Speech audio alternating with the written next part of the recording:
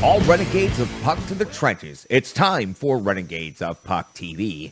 Welcome to the bunker. Welcome to the essence of no half-stepping. I'm your host and captain, Crazy Charlie Saunier, and I sure would appreciate if you would go to renegadesofpuck.com. Once you're at renegadesofpuck.com, you can learn a myriad of information about the Renegades of Puck, and once you click on that merchandise link, you can find out exactly how you can pick up your own classic logo t-shirt or our Pride logo t-shirts or any of the classic famous gimmicks that you know and love from the Renegades of Puck, like socks, throw pillows, bed sets, wall art, and basically anything else we can jam the logo onto. We've sold out so that you can buy in. And remember, Renegades of Puck, everything bought in our merchandise store, any profit made, goes directly to the Renegades of Puck, built by Renegades for Renegades. That's the way we prefer to operate. Social media, critically important to what we are doing here in the bunker and in the trenches with the Renegades of Puck. Now over 120 subscribers to YouTube, and I continuously update you on that number because I am so appreciative of how far we have come in such a short amount of time. Just about 6 months now in operation, and we're doing a great job. Continue the recruiting out there, Renegades. One by one, we will bring each Renegade to the trenches. It is a matter of just getting out there and no half-stepping and letting the Renegades in your life know exactly where they can get the hockey coverage that they love. So, once you are on social media, go ahead and share those YouTube links on Facebook, or you can also share them on Twitter. Let your friends on Instagram know everything about the Renegades of Puck. Tag us in your stories and let everyone know exactly what's going on over here in the bunker. Remember, you can check out the audio-only podcast version on SoundCloud and the behind-the-scenes look at everything that happens here in the trenches and the bunker with the Renegades of Puck. Well, that happens on Twitch. We've been picking up a lot more viewers on Twitch as of late, and we are so incredibly appreciative. It is behind the scenes. It is a live look at what we are doing here, and if there are any mess-ups or second takes, that's exactly where you're going to see them. You also get access to the information and the entirety of the show long before anybody else gets to see the fully produced version on YouTube. There is also some bonus content and sometimes even some therapy for the host and captain. So stick taps, love, and respect to everyone joining us over there on the Twitch live stream. You can become a partner of the Renegades of Puck by going to Venmo or just scanning the QR code that's on your screen right now. We've received some incredible donations over the last couple of weeks to help us pull off everything that we needed for Home Base Freakout. Now, we are a little bit depleted, so we could use a little bit of assistance here in the trenches. So again, anything that you can donate sure goes a long way and goes directly to helping out the Renegades of Puck. Now, I know that you come here for the no half-step in hockey coverage, so let me go ahead and start delivering the goods right now. The Nashville Predators currently find themselves, after 57 games played, in 4th place in the Central Division. They have 70 points. They are 1 point behind 3rd place Minnesota. They are 3 points behind 2nd place St. Louis, and they are 17 points behind 1st place Colorado. The Preds do have a little bit more of a cushion after their recent winning streak, now 3 points ahead of the Dallas Stars, 8 points ahead of the Winnipeg Jets, 20 and 30 ahead of Chicago and Arizona, respectively. Now, with 57 games being played, they are on par, if not even, with all of the teams in the Central Division as far as games played. The Predators have a record of 33, 20, and 4, and on home ice, where the Predators' next game will take place, they have a record of 17, 10, and 0. Once the Nashville Predators wrap up their next game against the St. Louis Blues, that will put an end to the 3-game home streak, so the Preds looking to go 3 for 3 on the homestand. Immediately will leave Nashville after the afternoon matinee and head into Minnesota to take on the Wild on Sunday. Then come back home to face off against the Penguins on Tuesday, head out to Philadelphia on Thursday, back home to face off against the Leafs on the 19th, and out on the road to Anaheim on the 21st. So it's going to be a lot of back and forth to the airport over the coming schedule for the Nashville Predators. Now, the Nashville Predators' next opponent, the St. Louis Blues, are currently in 2nd place in the Central Division. They've also played 57 games. They have a record of 33, 17, and 7, sit 3 points ahead of the Nashville Predators currently. On the road, the St. Louis Blues have a record of 13-10-5. They have an impressive goal differential of plus 44, 201 goals scored on the season. The Preds have scored 180 goals on the season and have a goal differential of plus 23. These teams have played twice already this season and will play one more time at Bridgestone Arena before the season series wraps up for the regular season. It was back on November the 11th when they played for the first time. It was the Preds scoring a 4-3 victory on the road in St. Louis. That took place in overtime. It was Big Save Dave getting the start and picking up the victory. Riddick was 33 out of 36 in the game. Matt Duchene with 3 points, 2 of them being goals. Cunnin with the goal and assist for 2 points. Trennan also scored a goal. It was Matt Duchene with the overtime game-winning goal. Binnington took the loss for the Blues, 23 out of 27. These two teams met again on January the 17th, and the Nashville Predators fell 5-3 in St. Louis. It was all St. Louis, and they were led by Braden Shen. 2 goals, 2 assists for 4 points. Barbashev was also at 2 goals and 2 assists for 4 points. O'Reilly a goal and 2 assists for 3 points. UC Saros took the loss, 24 out of 29. And frankly, the Nashville Predators never really were in this game. They'll play again on April the 17th. Again, that'll take place in Bridgestone Arena. So the Nashville Predators will have an opportunity to play their next 2 games against St. Louis on home ice. And all 4 of those points are going to be absolutely critical. Taking a look inside the St. Louis Blues' most recent 5-game stretch, back on March the 2nd, with a 5-3 loss to the New York Rangers in Madison Square Garden. Follow that up on the 5th with a 2-1 loss at New York Islanders. On the 6th, it was a 3-2 overtime loss against New Jersey. So the St. Louis Blues go into the Northeast Corridor and drop 3 games in a row. Then they come home and drop a game against the Ottawa Senators 4-1, turning things around most recently with a 6-2 win versus the New York Rangers. Between the Nashville Predators and the St. Louis Blues, taking a look at the numbers in the matchup, goals for favors the St. Louis Blues at 3.49. They are 5th overall in the NHL,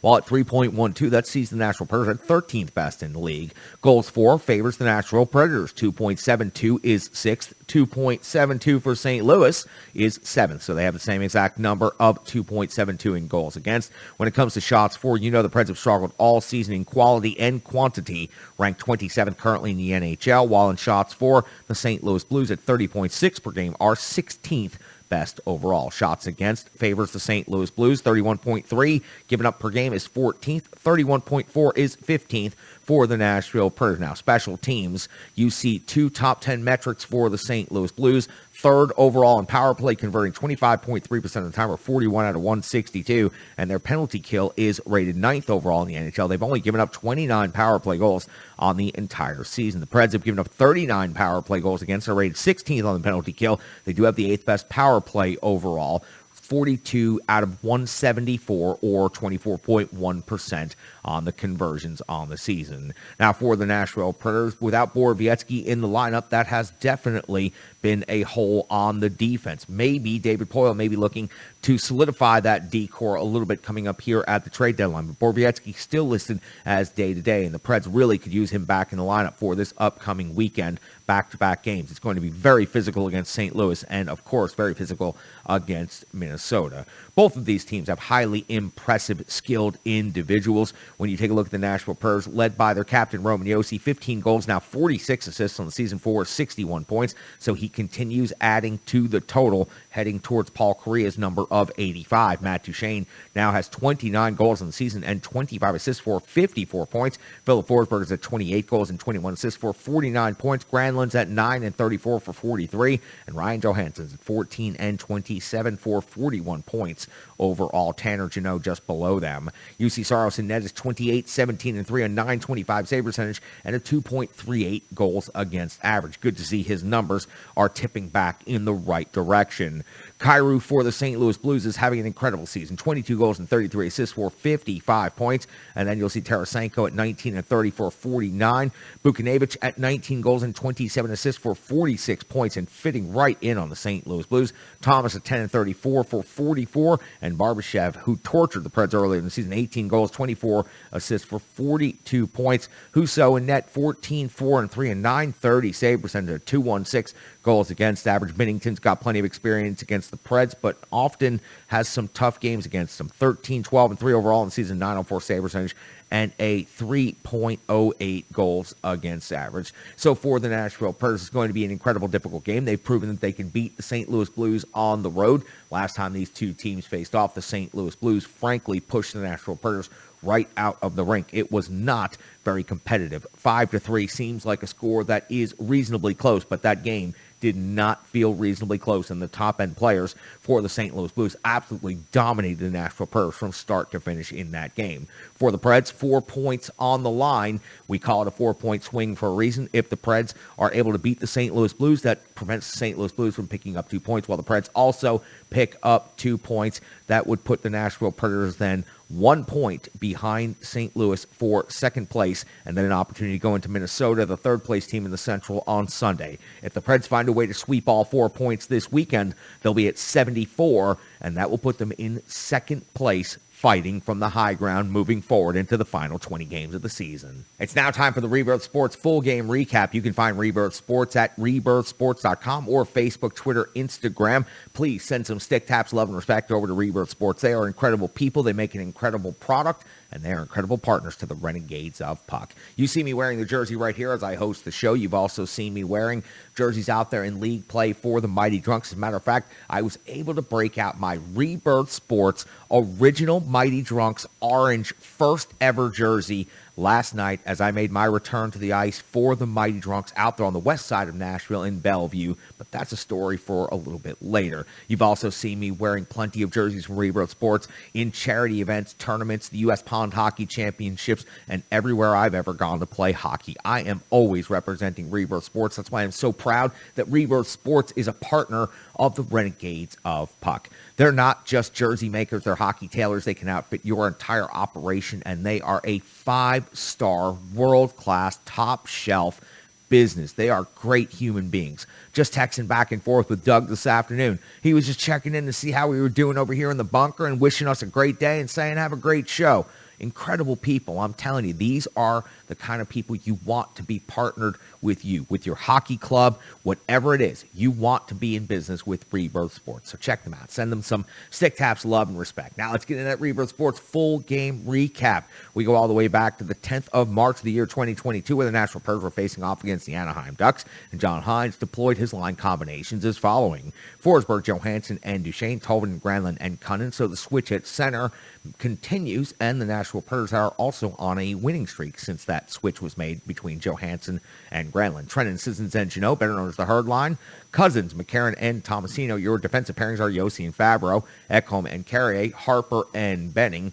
UC Saros gets the start in net. We are 3:26 into the first period, and Tanner Jeannot hits the post on a rebound chance after Trennan's hard forecheck forces a bit of mayhem. At 4:31 of the first period, Gibson comes up with a save on Granlund off of the rush. 5:03, Saros save on Steele at close range. 5:55, McCarron then hits the post, so 2 posts in the first 6 minutes of the game for the Nashville Predators. 10:07 of the first period, Steele is off the box. 2 minutes for hooking on Cousins after a great inside-out move into the slot. This is one of those penalties where the penalty absolutely prevented an incredible scoring opportunity, but that would only hold for a matter of seconds as Matt Duchesne would convert on the power play for the Nashville Predators, his 28th goal of the season. It was Mikael Granlund across the slot to Philip Forsberg and back to the back door for Matt Duchesne, who fumbled it just a little bit, but then had enough time and space to put the puck into the net, giving the Nashville Predators a 1-0 lead on his 28th goal of the season. At 11:29 of the first period, we see Tanner Jeannot putting a puck into the net. It was a rebound put back from the low slot. It would have been his 19th goal of the season. I say would have because it was challenged for offsides, and after about 5 minutes of reviewing, they overturned it, took the goal off the board. And I have to ask you, if it takes you 5 minutes to determine if it was offsides or not, is it conclusive? I do not think so. put a clock on that. Let's get those reviews narrowed down a little bit. It simply took too long, and I feel that they were looking for a reason to overturn the goal instead of just going and looking for the evidence. When it wasn't there, they should have just left it on the board and moved on. So the goal comes off the board. The Preds still hold a 1-0 lead. 17:03 of the first period, McCarron hits the post. It's called a goal originally. They have to stop the play. They have to review it. Obviously, it was off the post, so it is a no goal. So the third post of the first period. Shots on goal at the end of the first period are even at 10 apiece, with the Preds having a 1-0 lead. Anaheim feeling fortunate, could have easily been down 3-0 at the end of the first period. 1:48 in the second period. Gibson comes over with a save on Forsberg, with Ekholm setting the screen and looking for the redirect attempt at close range. At 4:14, Gibson comes over with a save on Forsberg's launch shot. 7:31, McCarron's off the box. 2 minutes for cross-checking, and this was an incredibly weak call. Even the broadcast called this one out. Saros comes up with a save on Shattenkirk on the penalty kill, and the Nashville Predators are able to avoid any more danger. 11:41 of the second period. Forsberg's 28th goal of the season gives the Preds a 2-0 lead. It was Matt Duchene this time making a perfect pass across the slot to Forsberg at the back door for the easy finish. Preds 2-0 lead over Anaheim. 12:55 of the second period. Gibson comes up with a save on Janot. A scrum after the whistle. Up until this point, the emotions were relatively low in this game. That is really weird to see between the Preds and the Ducks. 13:35, Saros comes up with a save on Ricard Raquel. 15:34, Saros comes up with a glove save on Fowler after a brutal turnover by the Nashville Predators in their own zone. 16:13, Saros a save on Steele, kicking out the leg after another really bad turnover right around the blue line, immediately turning into multiple scoring chances for the Anaheim Ducks. 17:41 of the second, Robinson's off the box. 2 minutes for interference. He just put the arm out and slung the defender off, and you just simply cannot do that.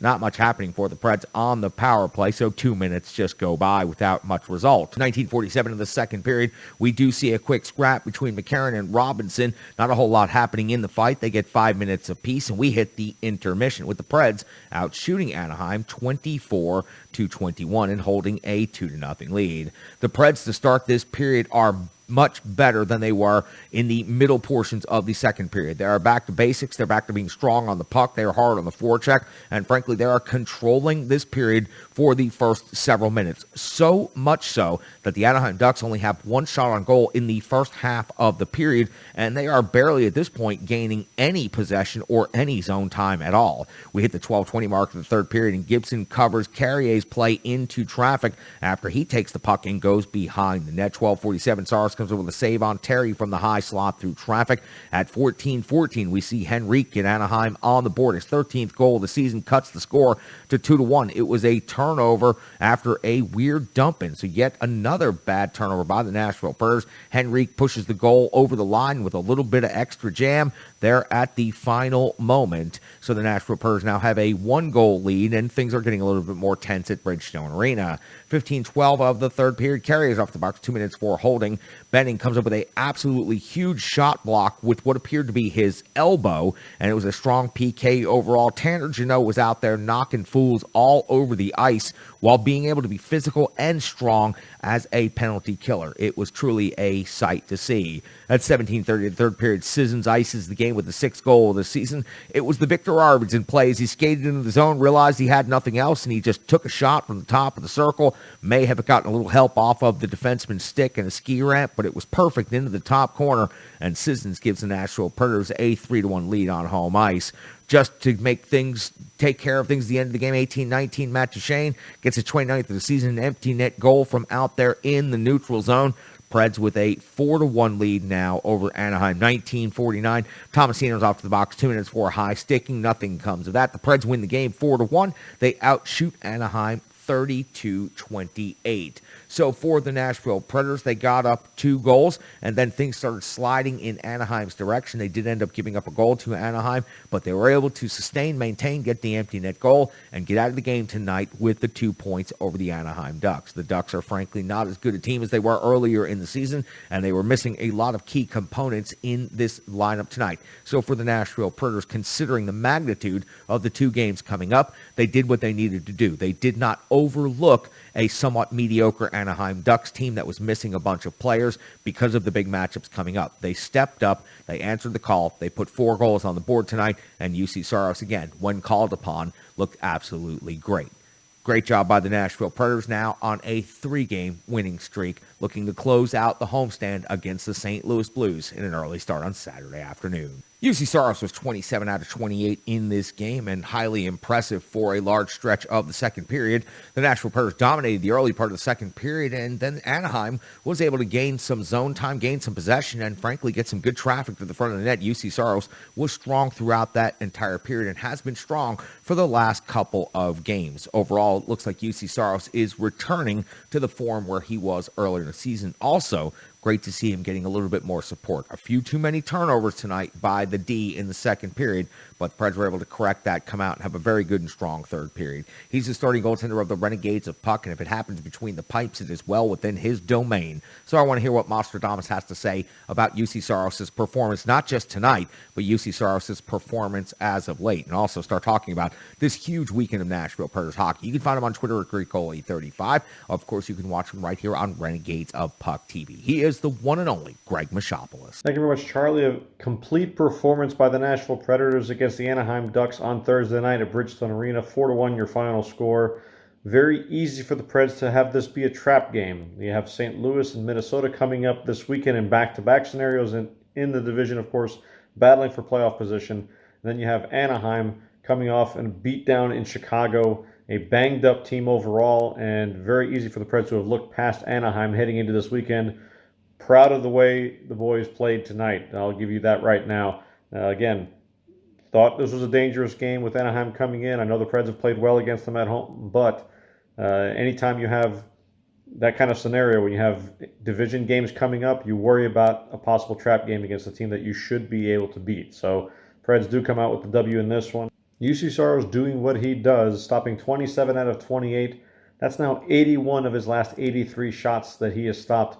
It's just a cool .976 save percentage over the last 3+ games since the losing goal against the Seattle Kraken by Colin Blackwell early on in that third period. Fantastic performance by Saros. Again, not getting a whole lot of quantity of shots against, which is what we've been used to up until these last few games. Facing less than 30 shots the last 3 games in each of those games. So solid performance. And again, timely saves. We talked about the quantity of saves before. The last several games have been the quality of saves and the timeliness of those saves. It's 1-0, second period. Anaheim gets a rush up the middle, and he sticks out that left toe and stops that puck. And my hip still hurts from watching that play. That's a position that no mortal man should ever be in. And he's able to make the save and bounce right back up. Miraculous that he's able to do that, and the way, the flexibility that he has. I've talked about it time and time again. He is side to side, has the best edge work of any goaltender in the National Hockey League, and I'm glad that national hockey across the country got a chance to see UC Saros in action. It has been absolutely fantastic. On the other end, John Gibson looked like it was going to be a long night, or really a short night for him early on. Of course, the first goal and then the second goal by Tanner Janot getting disallowed from the offside. Preds hit 3 posts on him as well in the first period. He was, a few inches away from possibly giving up 5 goals in the first period for a second consecutive game. He ended up pulling in pretty decent performance by him. Unfortunately for him, of course, his teammates did not give him enough goal support. So John Gibson takes the L in this one. Coming up for the Preds, of course, as I mentioned, St. Louis and Minnesota. Do we get Ville Husso or Binnington in net for the St. Louis Blues? Both of them played against the Preds this year. Husso stopped 32 of 35 in a win. Binnington stopped 23 of 27 in an overtime loss up in St. Louis. This game, of course, in Bridgestone Arena. Both Riddick and Saros have played against St. Louis so far this season. Saros took the L, stopped 24 out of 29. And David Riddick, the first time they played back in November in St. Louis, stopped 33 out of 36. That was a great performance by David Riddick. Now, it is a back-to-back scenario, but it's a matinee game Saturday. So we've seen Coach John Hines do this before. It's very easy that UC Saros can play both games in that scenario, but the Preds in the middle of a 10-game stretch in 17 days, you're going to have to put David Riddick in there eventually. I would not mind seeing David Riddick in there one of these games this weekend. Now, again, which game? Saros in his career, the worst stats he has in his career against the Western Conference foe that he's played at least 5 times, the St. Louis Blues. Some of the best performances he's had against the Minnesota Wild. He has a .957 career save percentage against the Minnesota Wild, so he's been absolutely spectacular. But given the fact that he has played so lights out here the last few games, I think it'd be very easy for John Hines to just say, you know what, let's roll him out there both games, depending on what happens, of course, against St. Louis and how much action he faces. So, interesting set this weekend against St. Louis. St. Louis, of course, also has back-to-back scenarios with travel as well. They play the Preds and then Winnipeg on Sunday. So, both teams in the same scenario. It'll be interesting to see who the starting netminders are this weekend.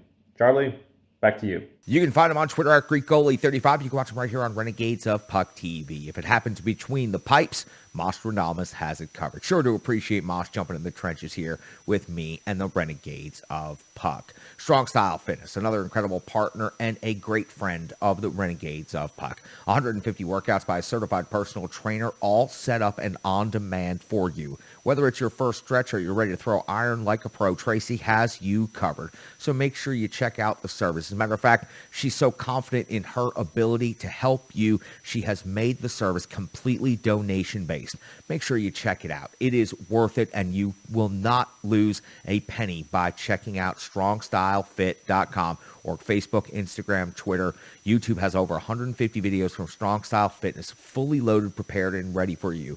I know the results are out there for you because I have seen the results with my own eyes, and I've experienced the results for myself. Strong Style Fitness is an incredible partner, a certified personal trainer who believes in helping people through getting them moving and helping them get motivated.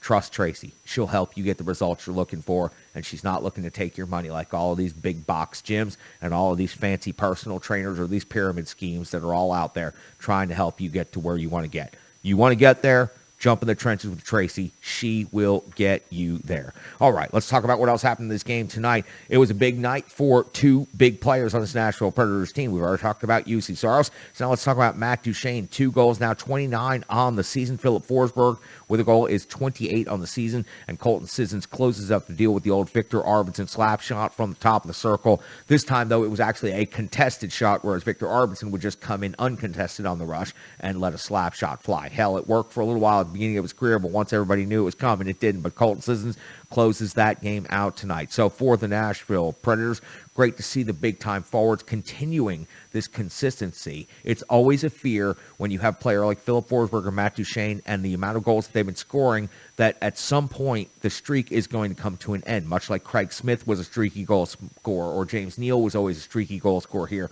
with the Nashville Predators. Right now, Philip Forsberg and Matt Duchene have maintained this consistency throughout the season, and it is incredible to watch. I look forward to what they can do over the final quarter of the season. Sean C. Smith is from ontheforecheck.com. You can find him on Twitter at SCSOTF. He's got the intel that you need to know, and he's in the trenches right now with the Renegades of Puck. Thanks, Charlie. Hey, Renegades. It's Sean C. Smith, fresh off of the road after driving home for what seemed like hours stuck in I-24 traffic. I want to talk a little bit about the Predators game. Look, the game ended 4-1. 4-1. And I want to say this. We were inches away from seeing a 6-1 victory. And what's most impressive to me in this is that you had contributions from all over the lineup. Now, what I want to say is this. The Predators got down, not necessarily in the score, but you saw a team that could have been winning 3-0, get dinged back to 1-0, and it happened in pretty quick succession. And that would have been a great opportunity for the Predators to kind of shrink down and play angry, and not the good kind of angry, but play like the world was against them. But they didn't do that against the Ducks. They actually stayed with their game plan and played to their strength. And that's the identity of this team, is a team that's going to play a tough game. And we heard John Hines say it afterwards. He said, toughness is king for us. Mental toughness and physical toughness. And the reality here is you saw a team that was resilient tonight in the face of having a goal taken away that probably should have been a goal, and a goal, I don't want to say taken away because it clearly didn't cross the line. However, you went through the whole routine of hearing the goal horn, They played Tim McGraw. It seemed like a goal. And it would have been a goal for Michael McCarron, who's been on kind of a hot streak recently. So these are things that can take away from a team's focus. It can take away from what the team's set out to achieve in a given game. But the Predators didn't shrink. And I think what you need to understand is that at this point in the season, the Predators are kind of in a critical place for several different reasons. One, they're sitting in a wild card spot, and that's not necessarily where you want to be. If you want to be sure you'll be in the playoffs at the end of the season. So it's a big stretch right here toward the playoffs where you'd like to see them making up some ground, and they really have been. They are within striking distance of their next two opponents, who are both the second and third place teams ahead of them, the Minnesota Wild and the St. Louis Blues. So you definitely have a chance to see the Predators make up some ground here, but at the same time, they've got to stay focused. They can't get away from their identity. And this was another big identity win for the Preds. Not like the game previous to this one, where you saw the team play a tough defensive game and then come to life at the end of the game and score a couple of quick goals once their opponent was worn down. No, this was a game where it looked like it was going to be a blowout, but a couple of odd circumstances, an offside zone entry and a crossbar, basically took away what would have been a blowout, but the team didn't give up. And that's mental toughness. That's the mental identity of the team, as opposed to the physical toughness of the team that you saw the other night. So this is encouraging when we look at things going forward, because you've got to see the team start to turn that corner to where they've got their focus. And it seems to me like they've been able to zero in on that focus, and they're going to be focused moving forward on that mental toughness and the physical toughness aspect of the game. Because we know that the mental toughness thing can kill you. It can kill any team. It can kill this team really quickly. If they get away from only controlling the things they can control, you've got an offsides call, you've got a crossbar. If you let that get you down and get frustrated, you have no control over it. I mean, sure, they can work on their zone entries, but that was this close, right? But the fact of the matter is that would have been a situation where they might have gotten down on themselves and started playing the game in a different way. But they stayed focused and did what they needed to do. And of course, toward the end of the game, things opened up like we've talked about before, and you saw the goals start to add up. And that's exactly what you want to see. You want to see goals popping up. You want to see all guys contributing from everywhere. You want to see Colton Sissons come down and fire one off and find the back of the net. And what a beauty that was. Brought back memories, didn't it? Now, we've got a couple of games coming up here in pretty quick succession against the Blues and the Wild. The Predators need big wins for another reason. We're looking at the future of Philip Forsberg on this team. As far as we know, there's still not a deal in place. There's not a lot of movement. And if the Predators are going to be a team that Philip Forsberg is going to compete on, I bet he wants to compete in the playoffs. And so we've said a few times that you want to take away at least 6 of these 8 points this week. And so far, they're 4 for 4. So these games coming up, going to weigh pretty heavily on a lot of things. Not just the Predators' playoff chances, but also potentially the reality of Philip Forsberg on this team moving forward. So with that, I'm going to send it back over to you, Charlie. You can find him on Twitter at SCSOTF. You can check out his work at ontheforecheck.com. You can watch him right here on Renegades of Puck TV. He's got the intel that you need to know, and he is the one and only Sean C. Smith. Sean was on the front lines covering everything involving the Nashville Predators and the Anaheim Ducks. So appreciative to have Sean in the trenches here with the Renegades of Puck. Let's take a look inside the box score. I already mentioned it. Matt Duchene, 2 goals in the game. Forsberg with a goal in the game. Sissons with a goal in the game. Those are your goal scorers. The assists spread out all over the box sheet here. Duchene picked up an assist. Forsberg had 2 assists in this game. Granlund picked up another assist. Tanner Jeannot picks up an assist. Also, Matt Benning, Matthias Ekholm, and Roman Josi with assists in the game. When it comes to blocked shots, Matt Benning with 4, including 1 spectacular block shot with his elbow on the penalty kill at a critical point in the game. Dante Favreau also with 3 block shots in this game. When it comes to hits, Colton Sissons was laying the lumber all over the ice. 7 total hits in this game and only 15:39 total time on ice. Tanner Jeannot with 5 hits. Yakov Trenin with 4 hits. The defenseman did not play nearly as physical a game as I would have expected against a team that usually the temperature boils over between these two teams. In the entire defense corps, there was only 2 total hits. I expect a little bit more out of the defense core, especially coming up in this next back-to-back scenario within the division. Time on ice leader John Hines, with the lead throughout the entire game, was able to balance out his forwards quite nicely. Very rarely do you see Mikhail Granlund lead the team forwards in time on ice, and it'd only be 17-21. Normally he's around 21-22 minutes. Of course, Roman Josi led the team in total time on ice at 22-54. UC Saros 27 out of 28 in the game. I normally kick it over to the Renegade Analytics desk at this point in time, but I want to kick it over to some Renegade analysis at this time. You can find this guy on Twitter at Brian Bass, and you can also find his work at ontheforecheck.com. He is the one and only Brian Bass, and he's got some thoughts on everything that happened tonight with the Nashville Predators and the Anaheim Ducks. Tonight, after the 4-1 victory over the Anaheim Ducks, I want to take away a little bit of the focus from the numbers, which is pretty surprising for someone like me. But in what seemed like a game that should have been an easy win for Nashville, and that's what the box score looks like, I wanted to talk a little bit about why this game is so important for Nashville and their playoff hopes going forward, and that's my topic for tonight. Now, Nashville has long been built around a couple of things, and these things precede even John Hines' time with the team. First off, we have excellent goaltending, which we had Pekka Rinne as the backbone for so many years, and now UC Saros has stepped in and delivered, probably beyond most of our expectations, stepping into the role and dominating pretty much immediately. The second part of that, the Nashville plan, as you might want to call it, is strong defensive play. Now, for a long time, that meant that it was the defenders jumping in, joining the rush, creating offense, taking whole lot of point shots, and it worked for some time. But the effectiveness of it seemed to wane after losing players like PK Subban and Ryan Ellis, who were threats on both sides of the ice. Tonight, however, they still did manage to fulfill that part of their grand master plan by playing excellent defensively. Anaheim was unable to get nearly anything going, despite only being outshot 30-28. All of the shots that Anaheim took in the first and second periods were mostly from the outside, from the left side, where UC Saros was able to focus in and make some saves. He wasn't challenged a whole lot this evening, but he was able to make those timely saves, and some pretty important ones, as Nashville did surrender 6 high-danger chances in the second period. But besides those two things, again, things that Nashville fans have been long familiar with this team, a couple of other things really showed what Nashville needed to do to be a complete team. And of course, that thing is having their stars step up and ending the game, controlling the game, and taking over the game. And we saw Philip Forsberg, Matt Duchene, and Ryan Johansson do that once again this evening.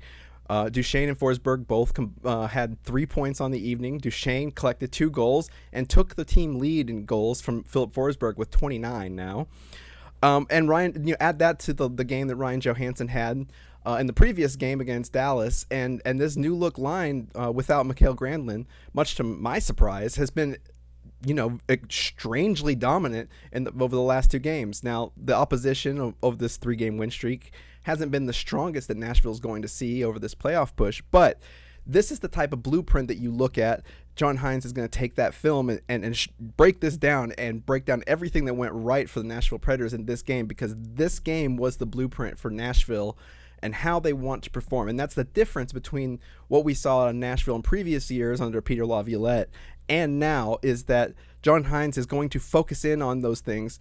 And again, just because you're not having Roman Josi and Matthias Ekholm take 30 shots a game, that doesn't mean that defense still can't be important and involved. And if we see that tonight, along with smart play, penalty-wise, I think only the late high-sticking call or with under a minute left in the game kind of doesn't count. But Nashville played smart in a game against the Ducks that was extremely physical.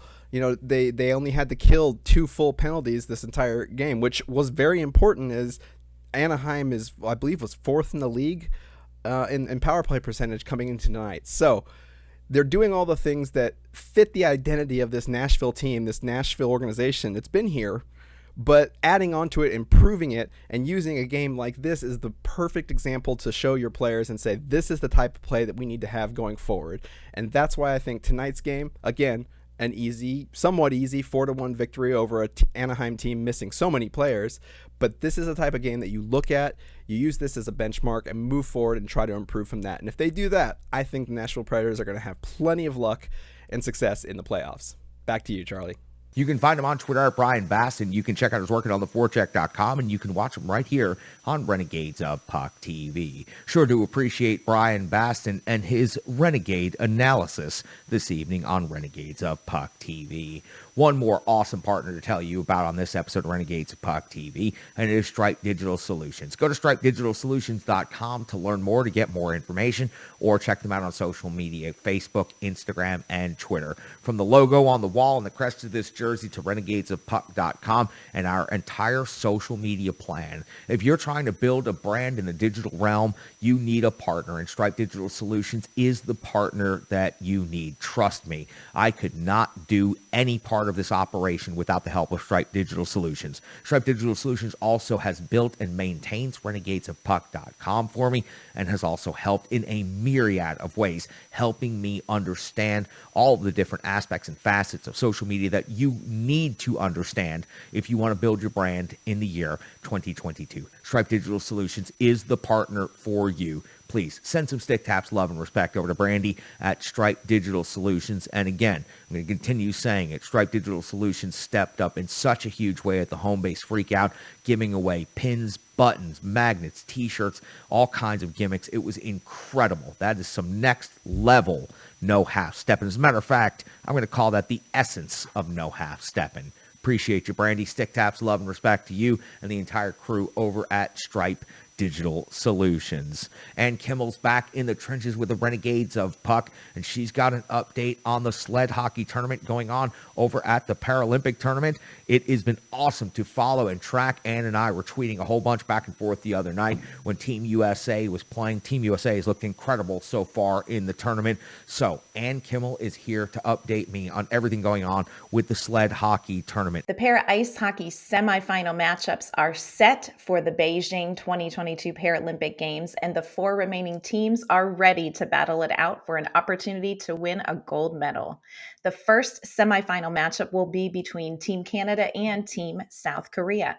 These two teams met in the preliminary round, and Canada dominated that game in a 6-0 win. Canada controlled the puck and the pace of the game in that first meeting, and despite South Korea having a strong game against Italy in their qualification final, I expect we'll see much of the same as these two teams meet again.